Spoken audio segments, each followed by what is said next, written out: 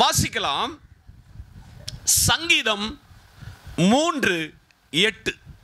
ரட்சிப்பு கர்த்தருடையது, தேவரீருடைய ஆசீர்வாதம் உமது ஜனத்தின் மேல் இருப்பதாக. கண்களை மூடுவோம், செபிப்போம். அன்பின் பரலோக பிதாவே, வார்த்தை உம்முடையது. வார்த்தையின் மறைப்பொருளை ஜனம் எதிர்பார்ப்போடு இருக்கிறார்கள். ஜனங்களுக்கு விளம்பித்தாரும். இயேசுவின் நாமத்தில் ஜெபிக்கிறோம் எங்கள் நல்ல பிதாவே, ஆமென். தேவனுடைய ஆசீர்வாதம் அவருடைய ஜனத்தின் மேல் இருக்கும். இன்னைக்கு இதுதான் பிரசங்க தலைப்பு. பாரம்பரியமாக நம்ம குடும்பத்தை சார்ந்த சில வியாதிகள் இருக்கிறது. ஆஸ்துமா, சில அலர்ஜிகள், சில பலவீனங்கள் பாரம்பரியமாக வந்துகிட்டே இருக்கும். உங்களுக்கு நல்லா தெரியும். நீங்க மருத்துவரிடத்துல ஏதாவது ஒரு பலவீனத்துக்கு வேண்டி நீங்க போனீங்கன்னா அவர் கேட்பாரு, உங்க குடும்பத்தில் யாருக்காவது இந்த பலவீனங்கள் இருக்கிறதா? இது உலக அளவில் பரவலாக இந்த ஜீன் ஒவ்வொரு நாளும் பரிணாமப்படும் பொழுது அது எந்த சந்ததியானாலும் அந்த பலவீனங்கள் பாதிப்பது வழக்கம். ஆனால் பரிசுத்த வேதாகமம் சொல்லுகிறது, ரட்சிப்பு கர்த்தருடையது, தேவரீருடைய ஆசீர்வாதம் உம்முடைய ஜனத்தின் மேல் இருப்பதாக. நல்ல கொஞ்சம் உள்வாங்கணும். ரட்சிப்பு தேவனிடத்திலிருந்து மாத்திரம்தான் கிடைக்கக்கூடியது. ரட்சிப்பு இலவசம். ரட்சிக்கப்பட்டவர்களை தேவன் சபையிலே சேர்த்து கொண்டார் என்று வேதம் நமக்கு தருகிற நிதர்சனமான உண்மை. தேவரினுடைய ஆசீர்வாதம் உம்முடைய ஜனத்தின் மேல் இருப்பதாக.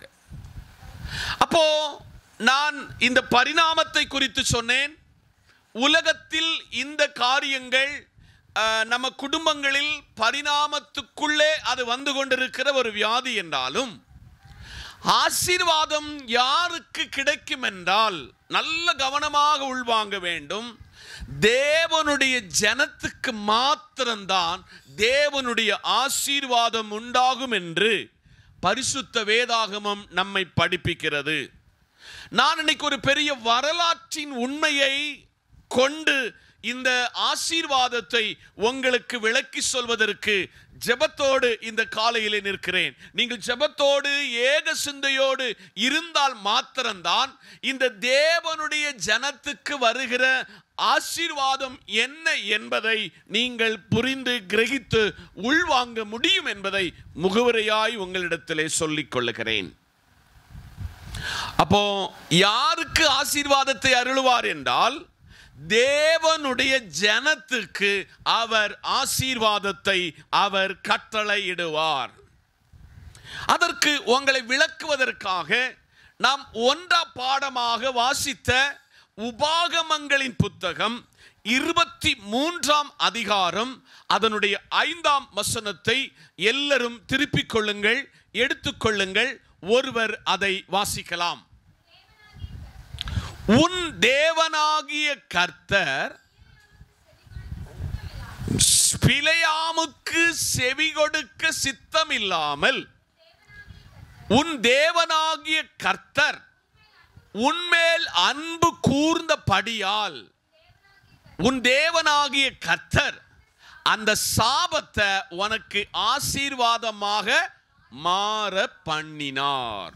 கவனமா கேட்கணும். நான் முகவரையா சொன்னேன். நான் ஒரு வரலாற்றை உங்களுக்கு கொண்டு வருகிறேன்.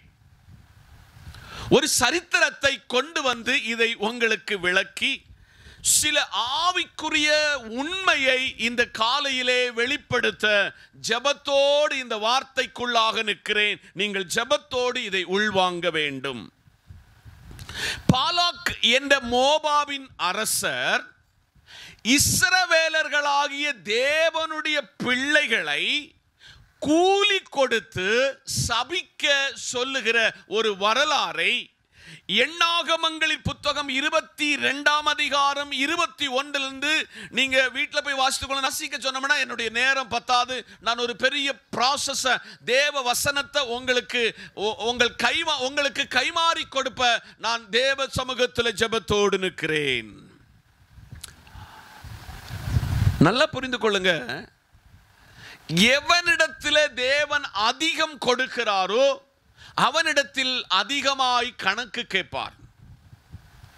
வேதத்தை எவ்வளவு நீங்கள் உள்வாங்கி வேதத்தை அறிகிறீர்களோ அவ்வளவு உங்களிடத்திலே அவர் கணக்கு கேட்பார். பிலேயாம் தேவன் சொல்லாத, தேவனுடைய ஆலோசனை கேட்காம, மோபாபியர்கள் தேவ சமூகத்தில் 10 தலைமுறை வருவதற்கு தகுதியற்றவர்கள், இந்த பாலாக் என்கிற ராஜாவினுடைய சொற்படி கேட்டு துட்டுக்கு வேண்டி, பணத்துக்கு வேண்டி, வெள்ளிக்கு வேண்டி, பொன்னுக்கு வேண்டி இந்த ஜனங்களை சபிப்பதற்காக முற்பட்டார். அவர் அக்காலத்திலே பயன்படுத்தின வாகனம் என்ன என்றால் அது கழுதை. என்னது? கழுதை. இப்போ கழுதையில புறப்பட்டு இஸ்ரவேலர்களை சபிப்பதற்கு அவர் புறப்பட்டு போய் கொண்டிருக்கிறார். நான் அதெல்லாம் வாசித்து உங்களை கொண்டு வந்தோம்னா நேரம் எடுத்துரும். அதை நானே உங்களுக்கு விளக்கி இந்த விஷயத்தை உங்களுக்கு ஒரு பெரிய மறைபொருளை வெளிப்படுத்துவதற்காக ஜெபத்தோடு இந்த நாளிலே நிற்கிறேன். இப்போ இந்த பாலாக்கு சொன்னதை கேட்டு கர்த்தர் ஆலோசனையை புறக்கணித்து இந்த பிலேயாம் புறப்படுகிறான். என்னத்துல? கழுதையில் புறப்படுகிறான். இப்போ ஆரம்ப அவங்களுடைய பிரயாணம் ரொம்ப ஹாப்பியாக போய்கொண்டிருக்கிறது. திடீரென்று பார்த்தால் கழுதை ஒரு ஸ்டெப் முன்ன வைக்க மாட்டுக்கு. இவன் கழுதைக்கு அவன் சொல்லி கொடுக்கிற அந்த லாங்குவேஜ்ல என்னதெல்லாம் சொல்லி பார்த்தான். ஒரு ஸ்டெப் கழுதை என்ன செய்ய மாட்டுக்கு, முன்ன நடக்க மாட்டுக்கு. நம்ம ஊர்ல ஆடு மாடு வச்சிருக்கிறவங்க நம்ம எல்லாம் சொல்லுகிறோம் அதுக்கு அஞ்சறிவு தாமனு. ஆனால் அது கீழ்ப்படியாம வர சொல்ல வீட்டில் உள்ள சகல கோபத்தையும் எங்க காட்டுவோம்? அந்த மாட்டு கிட்ட காட்டுவோம், அந்த ஆடு கிட்ட காட்டுவோம், நாய் கிட்ட காட்டுவோம். அன்பான தேவ ஜனமே, அது ஒரு ஸ்டெப் முன்ன போக மாட்டுக்கு. இவன் அடிச்சான், அடிச்ச வலி தாங்காமல் கழுதை பேசினது. ஹலோ, ஒரு நாள் உங்க வீட்டில் வளர்க்கிற பிராணிகள் நீங்க செய்கிற தவறுகளை அது உங்களிடத்தில் பேசி காண்பிக்கும், செய்கைகளிலே காணிக்கும் என்பது வேதத்தின் சரித்திரம். அந்த கழுதை பேசிச்சு, எஜமானனே பிலேயாமே, நீ என்ன உனக்கு வாகனமாய் பயன்படுத்தின தொடங்கியதிலிருந்து இன்னைக்கு இந்த நிமிஷம் வர உன் சொல்லு பேச்சு கேட்டு நான் என்ன செய்தேன்? உன்னை சுமந்தேன். ஆனால் இப்போ எனக்கு ஒரு ஸ்டெப் முன்ன வைக்க என்னால முடியல. காரணம், எனக்கு முன்பாக ஒரு தூதன் ஒரு வெட்டின வாளோடு எனக்கு முன்பதாக நிற்கிறான். நீர் போகிறது எதற்கு என்றால் இஸ்ரவேலர்களை பணம் வாங்கி சாபமிடுவதற்காக போகிறீர். என்னால ஒரு ஸ்டெப் போக முடியல. அது பேசினது பொழுதுதான் அவன் கண்களுக்கு தேவதூதன் தரிசனமானான். இந்த நல்ல காலையிலே ஒரு நீண்ட வரலாறு, நான் அதை சுருக்கி உங்களுக்கு இதை சொல்லி, உன் தேவனாகிய கர்த்தர் பிலேயாமுக்கு செவி கொடுக்க சித்தமில்லாமல், கர்த்தர் பல நேரத்தில் அவங்கிட்ட சொன்னதுண்டு, நான் சொல்லாத ஒரு வார்த்தை நான் உனக்கு கட்டளையிடாத ஒரு காரியத்தை நீ செய்யலாகாது. பணம் வரும் பொழுது, பதவி வரும் பொழுது, அதாவது நீதான் இதை செய்வாய் என்று நான் என்கிற தற்பெருமை வரும் பொழுது தேவனை மறந்த பிழையாம், தேவனை விட்டு தூர போன பிழையாம், கர்த்தருக்கு கீழ்ப்படியாமல் போன பிழையாம். கர்த்தர் பார்த்து சொல்லுதாரு, என் ஜனத்தை நான் ஒருபோதும் சபிப்பதில்லை, என் ஜனம் ஒருபோதும் சபிக்கப்படுவதற்கு நான் முற்பட மாட்டேன் என்று கர்த்தர் சொல்லி அவர் சொல்லுகிறார், உனக்கு ஆசீர்வாதத்தை நான் என்ன செய்ய மாட்டேன், மறக்க பண்ண மாட்டேன். கரங்களை தட்டி கர்த்தருக்கு ஸ்தோத்திரம். ஆதலால் இன்றைக்கு தேவ ஜனமாக நீங்கள் மாற்றப்பட்டால் நீங்கள் நானும் ஆசீர்வாதத்துக்கு வேண்டி ஜெபம் பண்ண வேண்டாம். ஆமென் சொல்லுங்க. நீங்களும் நானும் தேவ ஜனமாய் என்னைக்கு மாற்றப்பட்டோமோ அன்னையிலிருந்து நீங்கள் இந்த உலகத்துக்குரிய ஆவிக்குரிய பௌதீக ஆசீர்வாதத்திற்காக நீங்க என்ன செய்ய வேண்டாம், ஆசீர்வாதத்திற்காக நீங்கள் ஜெபம் பண்ண வேண்டாம். நான் அதை பின் பகுதியிலே உங்களுக்கு தெளிவான வேத விளக்கத்தோடு இந்த காலையிலே உங்களுக்கு பங்கிட்டு கொடுக்க ஜெபத்தோடு நிற்கிறேன். இன்னும் எனக்கு அதை உறுதிப்படுத்துவதற்கு சில வசனங்களை எனக்கு நீங்க வாசித்து தர வேண்டும். 2 சாமுவேலின் புத்தகம் 7ஆம் அதிகாரம் 29ஆம் வசனம். 2 சாமுவேல் 7:29. இப்போதும் உமது அடியானுடைய வீடு என்றென்றைக்கும் உமக்கு முன்பாக இருக்கும்படி அதை ஆசீர்வதித்தருளும். கர்த்தராகிய ஆண்டவராகிய தேவரீர் சொன்னீர், உம்முடைய ஆசீர்வாதத்தினாலே உமது அடியான் வீடு என்னென்றைக்கும் ஆசீர்வதிக்கப்பட்டு இருப்பதாக என்றான். அல்லேலூயா. இது எந்த சூழ்நிலையிலே ஏன் இந்த தாவீது இதை சொல்லுகிறார் என்றால், தாவீதுனுடைய வாழ்க்கையில் அவனுடைய சரித்திரம் இடையன், அவன் ஒரு மேய்ப்பன். ஆனால் மேய்ப்பனை பிடிச்சு கர்த்தர் ராஜாவாக அபிஷேகம் பண்ணுகிறார். இந்த வசனத்தை வாசிக்கும் பொழுது அதுவரை அவனுக்கென்று ஒரு வீடு இல்லை அவனுக்கு. ஆனால் அவனுக்கு வீடு இல்லாமல் இருந்தும் ஆசரிப்பு கூடாரத்தில் ஆசரித்து வந்த ஆராதனைக்கு மாற்று ஏற்பாடாக பெட்டி அந்த இடத்துல இருந்தது போதாது, இது தேவாலயத்தில் இந்த பெட்டியை கொண்டு வர வேண்டும் என்று உள்ளத்தின் ஒரு பெரிய வாஞ்சை இந்த தாவீதுக்கு. என்ன வாஞ்சை? தேவனுக்கென்று ஒரு ஆலயத்தை கட்ட வேண்டும். அவன் மனசுல தான் நினைச்சான், அவன் தேவனுடைய ஜனம், அவன் ஆண்டவர் சமூகத்தில் ஆசைப்பட்டான். ஆனால் கர்த்தர் அவனிடத்தில் மறுமொழியாய் பேசுகிறார், தாவீதே, உன்னுடைய ஆசையெல்லாம் ரொம்ப நல்லது, உன் விருப்பம் எல்லாம் ரொம்ப நல்லது, நான் ஏற்றுக்கொள்கிறேன். ஆனா உன் கை கரைப்பட்டு இருக்கிற இரத்தக்கரை, அதனால நீ எனக்கு வீடை என்ன செய்ய வேண்டாம், கர்த்தருக்கென்று வீடை கட்ட வேண்டாம், நான் உனக்கு வீடை கட்டி தருவேன். உன் மகன் எனக்கென்று கர்த்தருடைய ஆலயத்தை கட்டுவான். என் ஜனம் தேவ சமூகத்திலே ஆசீர்வதிக்கப்படும் என்றுதான் இன்றைக்குள்ள பிரசங்கத்தினுடைய தலைப்பு.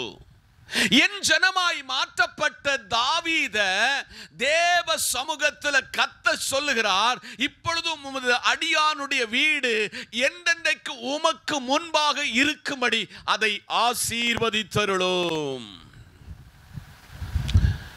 அவனுக்கு ஒரு வீடு வராம இருந்து அவன் ஒருவருக்காக வீடை கட்டுவதற்காக முற்பட்ட பொழுது, அவன் தேவனுடைய ஜனமாக கர்த்தர் அவனை மாற்றப்பட்ட பொழுது கர்த்தர் சொல்லுகிறார், கர்த்தரான ஆண்டவராகிய தேவரீர் அதை சொன்னீர், உம்முடைய ஆசீர்வாதத்தினாலே உமது அடியானுடைய வீடு என்றென்றைக்கும் ஆசீர்வதிக்கப்பட்டிருப்பதாக என்றான். இன்னைக்கு காலையில ஆண்டவருக்கென்று சிலதை கட்ட நீங்க முற்பட்டால் ஆண்டவர் உங்க வீட்டை கட்டி ஆசீர்வதிப்பார். கரங்களை தட்டி உங்களுக்கு எல்லாருக்கும் தெரிந்த 24ஆம் சங்கீதம் 5ஆம் வசனத்தை ஒருவருக்கு எடுத்துக்கொள்ளுங்கள். 24ஆம் சங்கீதம் 5ஆம் வசனம். அவன் கர்த்தரால் ஆசீர்வாதத்தையும் என் இரட்சிப்பின் தேவனால் நீதியையும் பெறுவான். கரங்களை தட்டி சோதரம். இப்போ டாபிக் என்கிறது புறஜாதிக்கு இல்ல, டாபிக் என்கிறது தேவ ஜனத்துக்கு வருகிற ஆசீர்வாதம். 24ஆம் சங்கீதத்தின் எழுத்தாளன் சொல்லுகிறான், யார் கர்த்தருடைய பர்வதத்தில் ஏறுவான்? அந்த வசனத்தில் வாசிக்க பார்ப்போம். யார் கர்த்தருடைய பர்வதத்தில் ஏறுவான்? யார் கர்த்தருடைய பர்வதத்தில் ஏறுவான்? யார் அவருடைய பரிசுத்த ஸ்தலத்தில் நிலைத்திருப்பான்? 2 கேள்வி. அடுத்து, கைகளில் சுத்தமுள்ளவனும் இருதயத்தில் மாசில்லாதவனும் இருந்து தன் ஆத்துமாவை மாயைக்கு ஒப்புக்கொடாமல் கபடாய் ஆணையிடாமலும் இருக்கிறவனே. கர்த்தருடைய ஆசீர்வாதம் என்பது எல்லாரு கையிலையும் சீக்கிரமாய் வருகிறது அல்ல. வந்தவனுக்கு போகிறவனுக்கும் சீக்கிரமாய் எடுத்து கொடுக்கிறவர் அல்ல தேவனுடைய ஜனத்தினுடைய ஆசீர்வாதம். அந்த வசனம் ரொம்ப தெளிவான ஒரு காரியத்தை சபைக்கு படிப்பிக்கிறது. கைகளில் சுத்தமுள்ளவன். நீங்க சாப்பிடும் பொழுதெல்லாம் உங்கள் கைகளை நீங்கள் என்ன செய்தீங்க? நல்ல சுத்தமாக கழுகி, ஆகாரத்தில் ஒரு விஷக்கிருமி நம்ம கையிலிருந்து போகக்கூடாது என்று நீங்கள் உங்கள் கையை சுத்தப்படுத்துகிறீர்கள். அந்த சுத்தம் அல்ல இங்கு சொல்லப்படுகிற சுத்தம். எழுத்துல கொடுக்கல் வாங்கல இந்த கை தேவனுக்கு பிரியம் அல்லாததை செய்யக்கூடாது. அதுக்கு உங்க கையை சுத்தம் பண்ணிக்கொள்ள. அப்படிப்பட்டவர்கள், கையில் சுத்தம் உள்ளவர்கள் தேவனுடைய பிள்ளைகளும் தேவ ஜனமாயிருக்கிறது. இருதயத்தில் மாசில்லாதவர்கள், இருதயத்தில் குற்றம் இல்லாதவர்கள், தன் ஆத்துமாவை மாயைக்கு ஒப்புக்கொடாமல் கபடாய் ஆணையிடாமல் இருக்கிறவனே. 24:5 அவன் கர்த்தரால் ஆசீர்வாதத்தையும். சொல்லுங்க. நீங்க இந்த மேல சொன்னதை பிடிச்சிட்டீங்கன்னா நீங்க ஜெபம் பண்ண வேண்டாம், நீங்க உபவசிக்க வேண்டாம், நீங்க காத்திருந்து ஜெபம் பண்ண வேண்டாம். நீங்க மேல சொன்ன அந்த வசனத்தை பிடிச்சிட்டீங்கன்னா இந்த ஆசீர்வாதம் உங்க கையில வந்துடும். கரங்களை தட்டி. எத்தனை பேருக்கு அந்த விசுவாசம் இருக்கிறது? ஏன் நமக்கு இந்த ஆசீர்வாதம் நம்ம கையில வரல?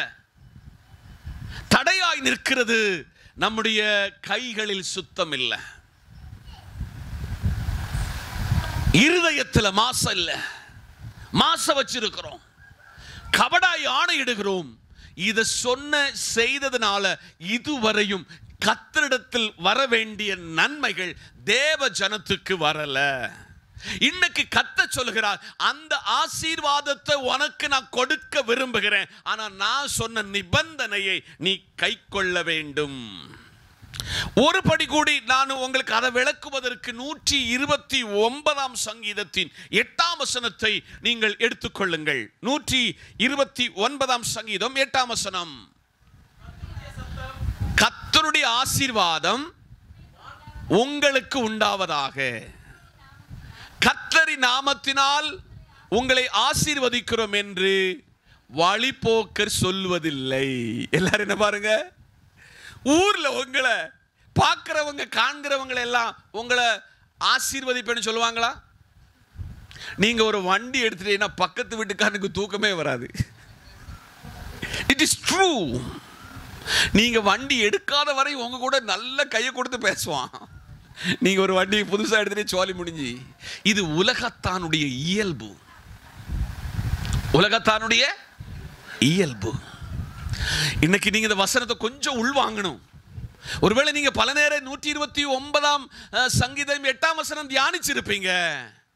கர்த்தருடைய ஆசீர்வாதம் உங்களுக்கு உண்டாவதாக. பக்கத்தில் கையை பிடிச்சு சொல்லுங்க, பிரதர் சிஸ்டர், கர்த்தருடைய ஆசீர்வாதம் உங்களுக்கு உண்டாவதாக. கர்த்தரின் நாமத்தினால் உங்களை ஆசீர்வதிக்கிறோம். ஆமென் சொல்லுங்க. நீங்க பரஸ்பரம் ஒருவர் பார்க்க சொல்ல கர்த்தருடைய ஆசீர்வாதம் உங்களுக்கு உண்டாகுவதாக. இன்னைக்கு வரை நீங்க சொல்லாம இருந்தா இன்னைக்கு கர்த்தர் சொல்லாரு, நீ பரஸ்பரம் ஒருவர் சந்திக்க சொல்ல, ஒருவரை பார்க்க சொல்ல கர்த்தருடைய ஆசீர்வாதம் உங்களுக்கு உண்டாங்கன்னா இது தேவனுடைய பிள்ளை தான் சொல்லுவாங்க. கர்த்தருடைய நாமத்தினால் உங்களை ஆசீர்வதிக்கிறோம் என்று வழிபோக்க சொல்ல மாட்டான். ரட்சிக்கப்பட்ட பக்கத்துல இருந்து ஆராதிக்கிற தேவனை தொழுது கொள்கிற ஜனம் சொல்லுவாங்க. ஒன்று சொல்லி பாருங்க, உங்களுக்கு வருகிற நன்மைகள் ஏராளம் ஏராளம் தாராளம் என்பதை இன்னைக்கு அடிச்சு சொல்லுகிறேன். 133 சங்கீதம் 3 வசனம். 133:3. எர்மோன் மேலும் சீயோன் பர்வதத்தின் மேலும் ஒப்பாயிருக்கிறது. கர்த்தர் என்றென்றைக்கும் ஆசீர்வாதத்தையும் ஜீவனையும் கட்டளையிடுகிறார். யாருக்குன்னா தேவனுடைய பிள்ளைகளுக்கு. ஆமென் சொல்லுங்க. அல்லேலூயா. இந்த காலையில அந்த ஆசீர்வாதம் உங்க மேல இருக்கு, ஆனா தெரியாம நம்ம ஓடிக்கிட்டே இருக்கோம். இப்ப நம்ம திருப்பி கேட்டுக்கிட்டு இருக்கோம், கர்த்தாவே என்னை ஆசீர்வதியும், கர்த்தாவே என்னை உயர்த்தும், கர்த்தாவே என்னை மேன்மைப்படுத்தும், உயர்த்தும் என்று நம்ம சொல்லிக்கிட்டே இருக்கிறோம். இப்போ ஒரு பிரதானமான வசனத்தை உங்களுக்கு சொல்லி நான் ஒரு 5 காரியத்தை உங்களுக்கு வெளிப்படுத்த போறேன். அல்லேலூயா, அல்லேலூயா, ஸ்தோத்திரம். நீதிமொழிகள் 10:22. நீதிமொழிகள் 10:22. கர்த்தருடைய ஆசீர்வாதமே ஐஸ்வரியத்தை தரும், அதனோடு அவர் வேதனையை கூட்ட மாட்டார். அல்லேலூயா. இன்னைக்கு கர்த்தருடைய ஆசீர்வாதம் நம்ம வீட்டுக்கு வந்துச்சு. என்னது? டிவி. என்னது? டிவி. அடுத்து இந்த ஆண்ட்ராய்டு மொபைல். என்னது? 99% நமக்குள்ள நேரத்தை, அது இஞ்சிஞ்சாக நம்ம நேரத்தை குடும்ப காரியத்தை கவனிக்க வேண்டிய, ஜெபம் பண்ண வேண்டிய, வேதம் வாசிக்கிறத, இது எல்லாம் என்னதாகிறது? அப்போ இப்போ நான் உங்கள்கிட்ட கேட்குறேன், இது கர்த்தர் தந்த ஆசீர்வாதமா? கர்த்தருடைய ஆசீர்வாதம் வந்துட்டுன்னா அவர் என்ன கூட்ட மாட்டாராம்? வேதனையை கூட்ட மாட்டார். என்னை ரொம்ப சிந்திக்க வச்ச ஒரு வசனத்தை நான் இன்னைக்கு காலையில சொல்லுகிறேன். வீடு வந்து தந்ததுனால கள்ளம் வந்துருவான்னு சொல்லி ஆலயத்துக்கு வராம அநேகர் உண்டு. பிள்ளைகளை தந்தும் அங்க போனா பிள்ளைகள் சேட்டை பண்ணணும்னு சொல்லி சர்ச்சுக்கு கொண்டு வராம இருக்கிறவங்க உண்டு. பிள்ளை யாரு கொடுத்த செல்வம் சொல்லுங்க? வேலை யார் தந்தா? கர்த்தர் தந்தார். நான் அடிக்கடி பிள்ளைகள்கிட்ட சொல்லுவேன், எனக்குள்ள நானே பேசிக்கொள்ளுவேன், என்னை உயர்த்தினது அவர், எனக்கு இந்த நன்மைகளை தந்தவர் அவர், அதனால அவர் தந்தது என் வாழ்க்கையில வேதனையை உளவாக்காது என்று 100% நம்புகிற ஒரு ஊழியர். உங்களுக்கு வண்டியை தந்தது ஒரு ஆசீர்வாதம்னா அந்த வண்டியை வச்சு வேதனை தரமாட்டாரு. உங்க பிள்ளைகளை உங்களுக்கு கர்த்தர் தந்தது உண்மைன்னு சொன்னா உங்க பிள்ளைகளை வச்சு வேதனையை உண்டாக்க மாட்டாரு. ஆமென். உங்களுக்கு வீடு என்கிற ஆசீர்வாதம் வந்தது உண்மைனா அந்த வீடை வச்சு வேதனை என்ன செய்யாது? தரமாட்டாரு. இன்னைக்கு காலையில கர்த்தரிடத்தில் சொல்லுவோம், ஆண்டவரே கர்த்தருடைய ஆசீர்வாதமே, அவர் ஆசீர்வதித்தால் ஐஸ்வர்யம் தானாக வந்துவிடும். யாருக்கு அந்த ஆசீர்வாதம் என்றால் தேவனுடைய பிள்ளைகளுக்கு மட்டும்தான். இப்போ நான் ஒரு 5 பேரை அறிமுகப்படுத்த போறேன். எத்தனை பேரை? சுருக்கமா, சிம்பிளா, உங்களுக்கு புரியத்தக்க விதத்தில் இதை உங்களுக்கு சொல்லி உங்களை ஜெபத்தோடு உங்க வீட்டுக்கு அனுப்ப போகிறேன். வாசிங்க ஆதியாகமம் 1:28. பின்பு தேவன் அவர்களை நோக்கி, நீங்கள் பலுகி பெருகி பூமியை நிரப்பி அதை கீழ்ப்படுத்தி சமுத்திரத்தின் மச்சங்களையும் ஆகாயத்து பறவைகளையும் பூமியின் மேல் நடமாடுகிற சகல ஜீவ சந்துக்களையும் ஆண்டு கொள்ளுங்கள் என்று சொல்லி தேவன் அவர்களை ஆசீர்வதித்தார். கரங்களை தட்டி. இனி யாரும் டைவர்ட் ஆகக்கூடாது. எல்லாருடைய சிந்தனை இங்க கவனமாக நீங்க இருக்க வேண்டும். ஒன்று, ஆதாமையும் ஏவாளையும் தேவ ஜனமாக கர்த்தர் கண்டார். அவர் தான் உருவாக்கினார். அவர் தான் அவங்களுக்கு ஜீவ சுவாசத்தை ஊதினார். அவர்கள் தேவ ஜனம். மிருகத்துக்கிட்ட போகல, இளைஜாதி கிட்ட போகல, பறவைகள் கிட்ட போகல, செடி கொடிகளுக்கிட்ட எங்கேயும் கர்த்தர் போகல. தான் சிருஷ்டித்த மனுஷங்கிட்ட, தேவ ஜனத்துக்கிட்ட அவர் போய் சொல்லுதாரு. பின்பு தேவன் அவர்களை நோக்கி, பலுகி பெருகுங்கள். பக்கத்தில் சொல்லுங்க, பலுகி பெருகுங்கள், பூமியை நிரப்புங்கள், கீழ்ப்படுத்துங்கள், சமுத்திரத்தின் மச்சங்களை ஆகாயத்து பறவைகளையும் பூமியின் நடமாடுகிற சகல ஜீவ சந்துக்களை ஆண்டு கொள்ளுங்கள் என்று சொல்லி அவர்களை ஆசீர்வதித்தார். இன்னைக்கு கர்த்தர் இன்னைக்கு பகல் பொழுதுல உங்களை பார்த்து சொல்லுதாரு, இந்த ஆசீர்வாதத்தை இன்னைக்கு என் ஜனமானபடினால நான் உங்களுக்கு தர விரும்புகிறேன். ஏற்றெடுக்க தயாரா? அல்லேலூயா. தேவ ஜனத்துக்கு மட்டும்தான், தேவன் இல்லாத ஜனத்துக்கு அல்ல நான் பேசுகிறது. நான் ஒரு புறஜாதிக்கல்ல, ஒரு அவிவிசுவாசிக்கல்ல, தேவனை அண்டிக் கொண்ட ஜனத்துக்கு பிரசங்கம் பண்ணுகிறேன். அல்லேலூயா. தேவனோடு நடக்கிற பிள்ளைகளுக்கு சொல்ல, தேவனோடு பகலில் குளிர்ச்சியான வேளையில அந்த தோட்டத்தில் உலாவின, தன்னை ஆராதிக்க, தன்னோடு கூட நடக்க, தன்னை உயர்த்தக்கூடிய ஒரு தெய்வத்தை ஆராதிக்க கூடிய ஜனத்துக்கிட்ட போய் சொல்லுதாரு. நான் அவர்களை நோக்கி, நீங்கள் பலுகி பெருகுங்கள். ஆமென் சொல்லுங்க. என்ன செய்யுங்க? பலுகி பெருகுங்க, பூமியை நிரப்புங்க, அதை கீழ்ப்படுத்துங்க, சமுத்திரத்தின் மச்சங்களையும் ஆகாயத்து பறவைகளையும் பூமியில் உள்ள சகல நடமாடும் சகல ஜீவ சந்துக்களை ஆண்டு கொள்ளுங்கள் என்று அவர்களை ஆசீர்வதித்தார். அல்லேலூயா. நம்ம இதை எதையாவது சுதந்திரிச்சிருக்கிறோமா? அல்லேலூயா.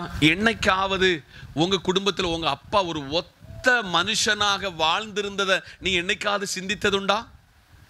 என்னைக்காவது உங்க அம்மா ஒரு தனிமரமாய் நின்னதை என்னைக்காவது சிந்தித்ததுண்டா? அவர்கள் விவாகம் என்ன நிலையில் வந்த பொழுது அவர்களை பெருக பண்ணி, அவர்களுக்கென்று 2 அல்லது எங்க வீட்டில் மாதிரி 9 பிள்ளைகளை கர்த்தர் பலுக பண்ணினார். உங்க வீட்டில் பலுக பண்ணினாரா? இங்கதான் இருக்கிறீங்களா? எத்தனை பேர பிள்ளைகள் இருக்கு உங்களுக்கு? எத்தனை மருமக்கள்? எத்தனை மக்கள்? உங்களை பெருக பண்ணினார். அல்லேலூயா.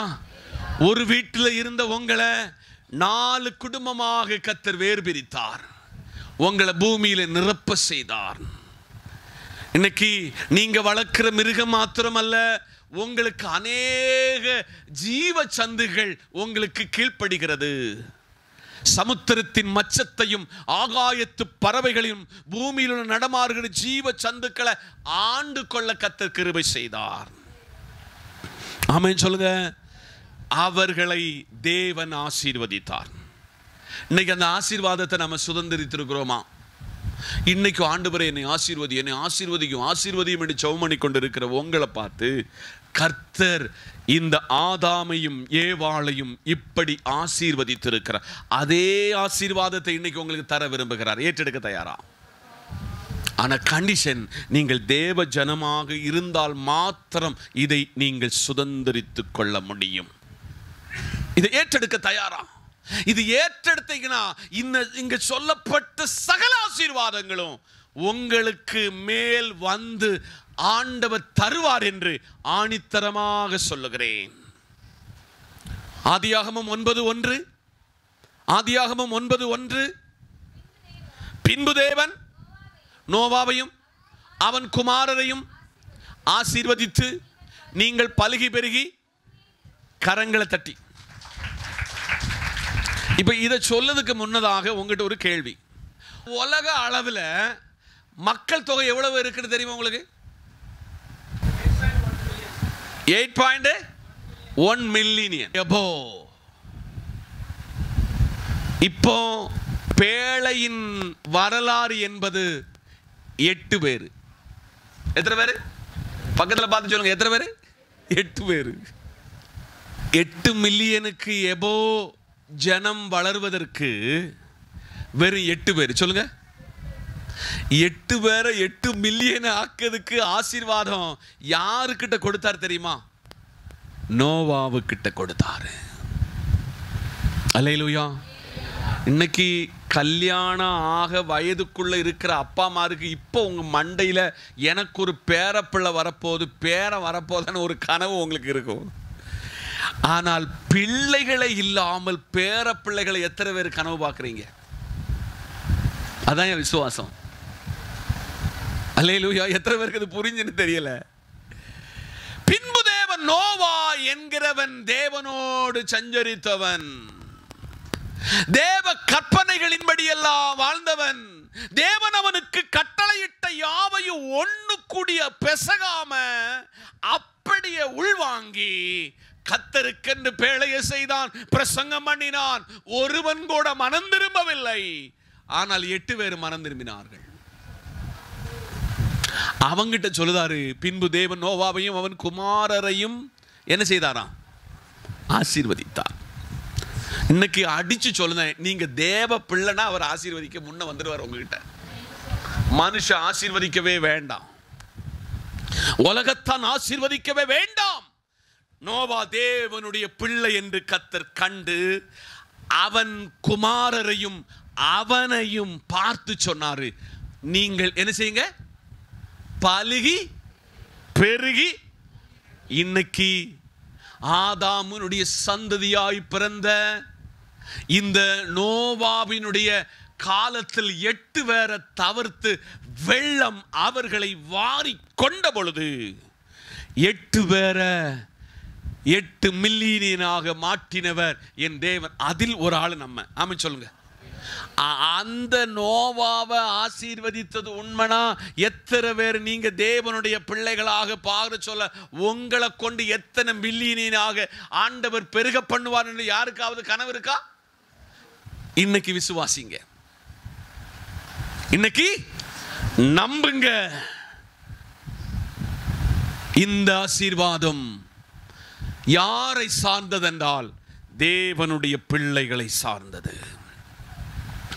நான் விரைவாக ஒரு 5 விஷயத்தை உங்களுக்கு சொன்ன. 1 சொல்லிட்டேன், ஆதாம் ஏவாள். 2 நோவாவின் 8 பேர் அடங்கின குடும்பம். 3வது வாசிங்கள் ஆதியாகமம் 12:1. கர்த்தர் ஆபிரகாமை நோக்கி, நீ உன் தேசத்தையும் உன் இனத்தையும் உன் தகப்பனுடைய வீட்டை விட்டு புறப்பட்டு நான் உனக்கு காண்பிக்கிற தேசத்துக்கு போ. நான் உன்னை பெரிய ஜாதியாக்கி உன்னை ஆசீர்வதிப்பேன். கரங்களை தட்டி. அப்பனுடைய சரித்திரம் தெய்வங்களை உருவாக்குகிறது. அப்பனுடைய சரித்திரம் கல்தைய பட்டணத்தில் போயிருக்கிற கல்லெல்லாம் அதை சேப்பாக்கி தெய்வமாக்கி, தெய்வம் வேண்டுமா தெய்வம் வேண்டுமா என்று விட்டு கொண்டிருந்த அந்த குடும்பத்தில் ஒருவனை தேவ ஜனமாக கர்த்தர் மாற்றுகிறார். ஆமென் சொல்லுங்க. யாரை மாற்றுறாரு? தேவ ஜனமாய் மாற்றுகிறார். அப்ப தேவ ஜனம் யாருன்னா, முற்பிதாக்கள் ஆராதித்து வந்த ஆராதனையினுடைய தெய்வத்தை விடுகிறது தேவ ஜனம். தகப்பன் பாரம்பரியமாய் அனுசரித்து வந்த தெய்வத்தை விட்டு வந்த அந்த காரியங்களை விட்டு வருகிறவன், நான் சொல்லுகிற வார்த்தைக்கு கீழ்ப்பட்டு என் சத்தத்துக்கு புறப்பட்டு போகிறவன் என் ஜனமாயிருப்பான். நான் அவனை என்ன செய்வேன் சொல்லுங்க? ஆசீர்வதிப்பேன். இன்னைக்கு காலையில் இந்த ஆராதனையில் இதை உள்வாங்குகிற ஜனமாகிய தேவ பிள்ளையே, நீங்கள் தேவ ஜனமாக இருப்பீர்கள் என்றால் உங்களை என்ன செய்துட்டார்? அவரு ஆசீர்வதிச்சிட்டாரு. நிபந்தனை நீங்கள் தேவ ஜனமாக இருக்க வேண்டும். 1 ஆதாமும் ஏபாளும், 2 நோவாவும் 8 பேரும், 3 ஆபிரகாம். ஆபிரகாம் ஆசீர்வதித்த கர்த்தர் ஈசாக்கு யாக்கோபு, அப்படி பட்டியலில் உங்களையும் என்னையும் அவர் ஆசீர்வதித்து வைத்திருக்கிறார். சபையில் எத்தனை பேர் நீங்க சாட்சி சொன்னீங்க? என்னுடைய வாழ்வில் இந்த கர்த்தரை ஏற்றுக்கொண்டு ஆலயத்துக்கு வந்த பொழுது என் தரித்திரத்தை மாற்றினார், என் குடும்பத்தின் நிலையை மாற்றினார், எனக்கு எதிர்பார்த்திராத நன்மைகளை கர்த்தர் கட்டளையிட்டார். இன்னைக்கு சொல்லுதேன், தேவன் பட்சபாதம் உள்ள தெய்வம் அல்லவே அல்ல. 8 பேரை கொண்டு ஒரு 8 மில்லியனாக மாற்ற வருமா? ஏன் என்ன கொண்டு கர்த்தர் அதை சாதிக்க மாட்டாரு? விசுவாசிக்கிறீங்களா? சாதிப்பாரு. ஆமென் சொல்லுங்க. இன்னைக்கு காலையில் ஆபிரகாம் தேவனால் ஆசீர்வதிக்கப்பட்டதனால 99 வயசாயிட்டு இந்த சாரா இடையில சின்ன விட்டு போட்டு உண்மையில் அந்த மனுஷனை சமாதான கேட ஆக்குனா. அம்மாமாரே, உங்க கணவனுக்கு பல இடத்துல பிட்டு போட்டு கொடுத்துறாதங்க. நீங்க பிட்டு போட்டு கொடுத்தீங்க, நீங்க ஒரு இஸ்மவேலை உருவாக்குவீங்க. ஒரு இஸ்மவேல் உங்க வீட்டில் உங்களுக்கு இடரலாக ஒருத்தனை கொண்டு வருவாங்க. அதனால மனைவிமாருக்கு அன்பான வேண்டுகோள், சாராயினுடைய சில பிட்டு போடதை நீங்க ஏற்றெடுக்காதீங்க. அது உங்க வாழ்க்கைக்கு வேதனையும் கண்ணியையும் கொண்டு வரும். ஆமென் சொல்லுங்க. கர்த்தர் ஆபிரகாமே 12:2 சொல்றாரு, நான் உன்னை ஆசீர்வதிக்கிறேன். ஆமென் சொல்லுங்க. இதே ஆண்டவர் தேவ ஜனமா இருந்தா உங்களை ஆசீர்வதிப்பார். ஏற்றுக்கொள்வீங்களா? தயாரா? எஸ். 4வது ஒருவரை உங்களுக்கு அறிமுகப்படுத்துகிறேன். ஆதியாகமம் 32:29. ஆதியாகமம் 32:29. அப்பொழுது யாக்கோபு உம்முடைய நாமத்தை எனக்கு அறிவிக்க வேண்டும் என்று கேட்டான். அதற்கு அவர், நீ என் நாமத்தை கேட்பானேன் என்று சொல்லி அங்கே அவனை கரங்களை தட்டி. இப்போ இதுல கொஞ்சம் விளக்கி உங்கள்கிட்ட சொல்லியே ஆகணும். ஆமென் சொல்லுங்க. இந்த யாக்கோபினுடைய முந்தின வாழ்க்கை, சகோதரன் 2 ஏமாத்திட்டான். அதை விட அப்பா மாறிட்ட நம்ம யாரும் சீக்கிரம் தப்பவே முடியாது. இல்லே, ஒன்னு நல்லா தெரியும், அப்பா மாறுகிட்ட மட்டும் ஓப்பி அடிக்கவே எந்த பிள்ளையாலும் முடியாது. ஏன்னா அப்பா இவனை செல்லங்கொஞ்சி வளர்த்து இவன் கண்ணு எங்க மாறும், எங்க போய் சொல்லுவான்னு அம்மாவை விட அதிகம் தெரிஞ்சது அப்பா. அல்லேலூயா. அப்பா மாரே, உங்க பிள்ளைகளை சரியான நேரத்தில் நீங்க கண்காணிக்கா விட்டால் நீங்க அவங்க மேல ஒரு பெரிய துரோகம் பண்ணுகிறீங்கன்னு அர்த்தம். இப்போ அப்பனை ஏமாத்தி கூட பிறந்தாது 2 பிள்ளைகள், யாரு 2 பிள்ளைகள், அவனையும் ஏமாத்தி இப்ப லூஸ்ல இருக்கான். லூஸ்ல இருக்க சொல்ல கர்த்தர் சொன்னாரு, நீ எப்படி போனாயோ அப்படி திருப்பி உன் ஊருக்கு உன்னை வர பண்ணுவேன். இப்போ போனான். மாமா அழகான வேலை கொடுத்தாரு. மாமா கிட்ட சொன்னா, உம்முடைய மகளாகிய ராகேல், யாரு ராகேலுக்கு வேண்டி எத்தனை வருஷம் வேலை பார்ப்பேன்? 7 வருஷம் வேலை பார்ப்பேன். நீர் 7 வருஷம் முடிய சொல்ல உம்முடைய மகளாகிய ராகேலை எனக்கு தரணும். ராத்திரியில வந்து சேர்ந்தவ யாரு? லேயாள். அவன் அன்னுட்டு விடல, ராகேலை விடுதுக்கு அவனுக்கு மனசு. 7 வருஷம் மறுபடி அவன் அவளுக்காக காத்திருந்தான். ஆனா மாமனால அவன் ஏமாற்றப்பட்டான். மாமாட்ட ஒரு நாள் கூப்பிடுச்சான், மாமா இனி நமக்குள்ள ரிலேஷன்ஷிப் போதும், நமக்குள்ள உறவு போதும். நானு என்கிட்ட லூஸ்ல வச்சு கத்த சொல்லிருக்கிறாரு, உன்னை எங்க கொண்டு வருவேன்? முற்பிதாக்களின் தேவனாகிய கர்த்தருடைய வீட்டில் உன்னை கொண்டு வருவேன். இந்த நல்ல காலையில அவன் இப்போ மாமாட்ட சொல்ல, நீங்க பல முறை எங்களை சம்பளத்தை கட் பண்ணுனீங்க, மாத்தி அமைச்சிங்க, இனி நான் உங்க கூட இருக்கிறதுக்கு என்ன இல்லை. நான் உங்ககிட்ட சொல்லுதேன், யார வேலைக்கு கூப்பிடுறீங்களோ சம்பளத்துல மாத்திரம் என்ன பண்ணாதீங்க, குறை வச்சிடாதீங்க. ஆமே. ஏன் உங்ககிட்ட சொல்லணும், கர்த்தர் கேட்பாரு, நீ அவன் வெயில்ல கடந்து உனக்கு வேண்டி உழைச்சான், உனக்கு வேண்டி கஷ்டப்பட்டான், உன் நண்பன் சொல்லி 10 நிமிஷம் கூட நின்று வேலை பார்த்தான், 10 ரூபா எக்ஸ்ட்ரா கொடுங்க, அது ஆசீர்வாதம் உங்களுக்கு. ஆமென் சொல்லுங்க. அல்லேலூயா. வேலை அது இந்த சாப்பிடுற மாடை என்ன கேட்டாங்க? வாயே கெட்டாதங்க. இப்போ மனைவிமார், மக்கள், வேலைக்காரங்க ஆத்துக்கு அக்கறை கடத்தியாச்சு. இப்போ ஆளு தனியா நிற்கிறான். அவன் சொல்லுதான், நான் ஒரு ஏமாத்துக்காரன் தான் ஐயா. அல்லேலூயா.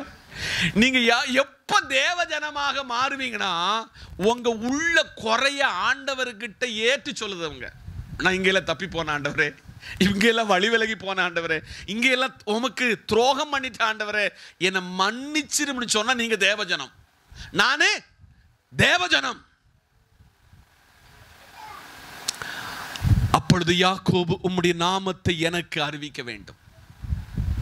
இவன் தான் பெனியேல்னு போட்டவன், இவன் தான் பெத்தேல்னு போட்டவன். இந்த நாளிலே அவன் கேட்கிறான், உம்முடைய நாமம் எனக்கு அறிவிக்க வேண்டும் என்று கேட்ட. அதற்கு அவர், நீ என் நாமத்தை கேட்பானேன்? உன்னை எங்கெல்லாம் உனக்கு தூதனை போல தரிசனமான தெரியுமா? அந்த இடத்துல இஸ்ரவேலன் இஸ்ரவேலன் என்று அவனை ஆசீர்வதித்தார். இன்னைக்கு கர்த்தர் ஒரு கொஸ்டின் உங்ககிட்ட கேட்கிறார், நீங்க தேவ ஜனமா? நம்ம தேவ ஜனமா? நம்ம தேவ ஜனம் என்றால் நாம் ஆசீர்வதிக்கப்பட்டவர்கள் என்பதை மறந்து விட வேண்டாம். நான் பழைய ஏற்பாட்டில் 4 வேற அறிமுகப்படுத்தினேன். ஆனா புதிய ஏற்பாட்டில் ஒருவரை உங்களுக்கு அறிமுகப்படுத்தி நான் இந்த தேவனுடைய வார்த்தையில் உங்களிடத்திலிருந்து விடைபெறப் போகிறேன். வாசிங்க, லூக்கா எழுதின சுவிசேஷம் 1ஆம் அதிகாரம் 28ஆம் வசனம். அவள் இருந்த வீட்டில் தேவதூதன் பிரவேசித்து, கிருபை பெற்றவளே வாழ்க, கர்த்தர் உன்னோடு இருக்கிறார், ஸ்திரீகளுக்குள்ளே நீ ஆசீர்வதிக்கப்பட்டவள் என்றான். கரங்களை தட்டி அந்த 26ஆம் வசனத்தை வாசிக்க பார்ப்போம்.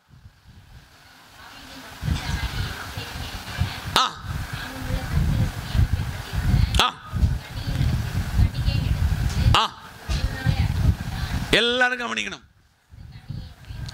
அந்த பிள்ளை, அந்த கன்னிய பேரு மரியாள். ஒரு பெண்ணை கர்த்தர் ஏன் ஆசீர்வதிச்சார்? மரியாளை ஏன் ஆண்டவர் ஆசீர்வதித்தார்? என்ன படிப்பித்த ஒரு பெரிய மறைபொருள். 26ஆம் வசனத்தை வாசிக்க பார்ப்போம்.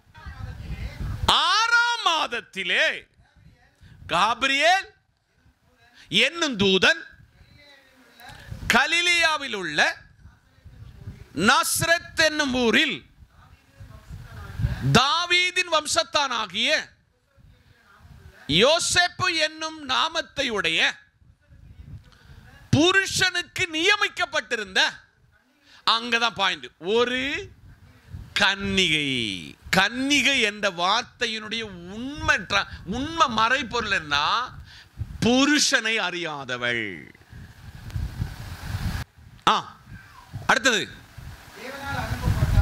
தேவனால் அனுப்பப்பட்டான். அந்த கன்னிகையின் பெயர் தான் மரியாள். ஆமென் சொல்லுங்க.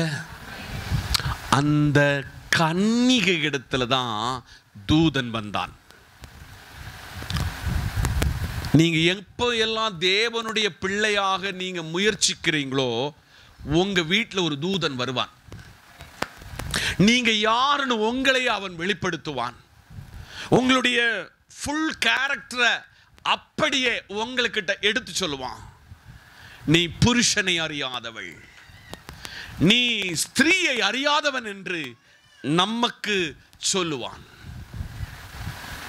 இன்னைக்கு உங்களுடைய தாம்பத்திய வாழ்க்கையில உங்க கணவனுக்கு அல்லாத ஒரு இடம் வேறாருக்கு நீங்க கொடுத்தீங்கன்னு சொன்னா உங்களை அந்த பைபிள் சொல்லுது, நீ விபச்சாரக்காரன், நீ விபச்சாரக்காரி என்று ஆண்டவர் உரைக்கிறார். 28ஆம் வசனத்துல அந்த மறைப்பொருளை அவர் தெளிவாக வெளிப்படுத்தி கொடுக்கிறாள்.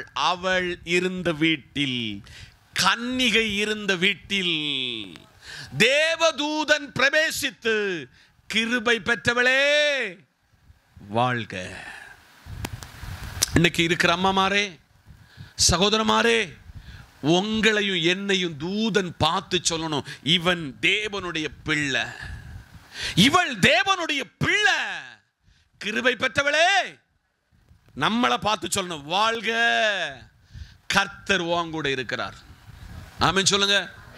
இன்னைக்கு காலையிலே கர்த்தர் சொல்லுகிறார், அவள் இருந்த வீட்டிலே தூதன் பிரவேசித்து, கிருபை பெற்றவளை வாழ்க, கர்த்தர் உங்கூட இருக்கிறார். ஸ்திரீகளுக்குள்ளே நீ ஆசீர்வதிக்கப்பட்டவள். சகோதரிமாரே, உங்க குடும்பத்தில் அப்படி ஒரு சான்றிதழ் இருக்கா? சபைக்குள்ள அப்படிப்பட்ட ஒரு சான்றிதழ் இருக்கிறதா?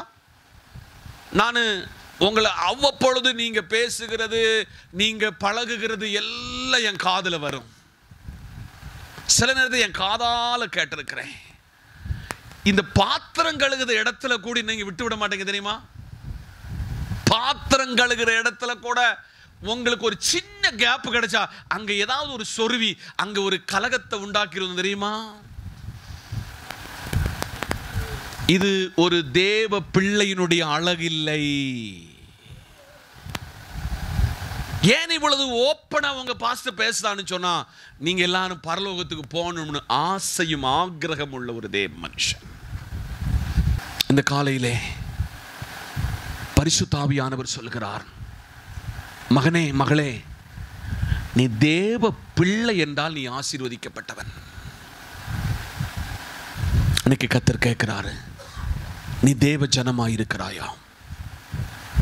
நீ தேவ ஜனமாயிருந்தால் தேவன் உன்னை ஆசீர்வதித்திருக்கிறார்.